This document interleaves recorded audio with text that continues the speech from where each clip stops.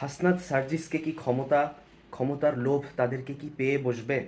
এরকম ভাবনা আমার মনে কেন জাগলো? আমি কিছু বক্তব্য শুনেছি রিসেন্টলি তাদের, যে সেখানে তারা বলছে যে কাউন্সিলর, পৌর মেয়র এদেরকে আবার ক্ষমতায় পুনর্বহাল করার জন্যে তারা একটা বক্তব্য রাখছে।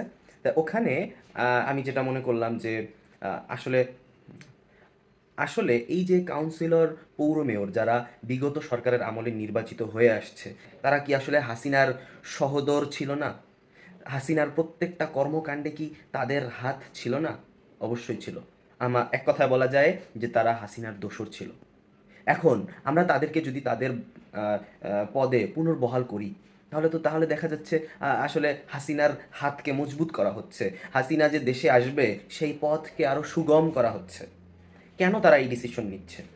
এটার দিকে যদি আরও অ্যানালাইসিস করা যায়, তাহলে আমরা বলতে পারি যে হাসনাত সার্জিস ওরা যেই নতুন দলটা আসলে রাজনৈতিক দলটা গঠন করতে চাচ্ছে, সেই দলটা সেই দলটা আসলে খুবই কম সময় পাবে রাজনীতির জন্যে, নিজেদেরকে তৈরি করার জন্যে। হতে পারে যে এদেরকে পুনর্বহাল করে এদেরকে নিজ দলে ভেড়ানোর একটা চেষ্টা তারা করবে, এবং বলা যায় যে এরা মানে আসলেই তো দল গঠন তো আসলে এত সহজ একটা কিছু না। তাহলে এই জন্যেই মনে হয়, যেহেতু নির্বাচন বেশি দিন নাই, ১ বছরও যদি সর্বোচ্চ হতে পারে।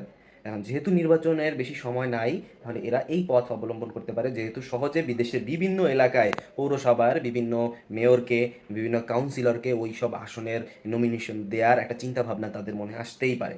এ থেকেই মনে হয় আসলে তারা এই ভাবনাটা চিন্তা করছে যে এদেরকে